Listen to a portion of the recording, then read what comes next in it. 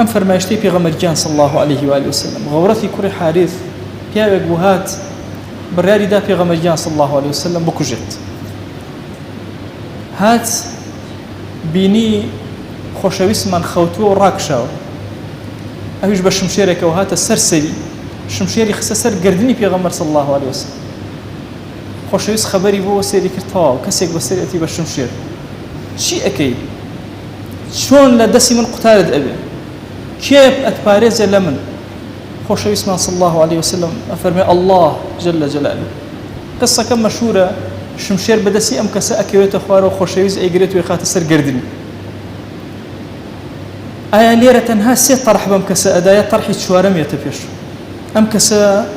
بە پێغەمبەر صلی الله عليه وسلم ئەفەرمێ هیچم نییە هیچ کەس نێوێ بەهانامەوە بەس عهدێک ئەدەم بە تۆ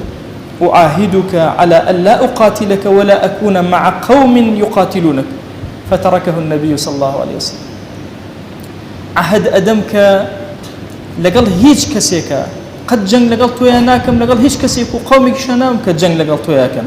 كوابو هدفك هتدي باكافرج بأم كسف فتركه النبي صلى الله عليه وسلم زور أحداثي ترهن لسيرتي في غمرة صلى الله عليه وسلم كدلالتي أما أكن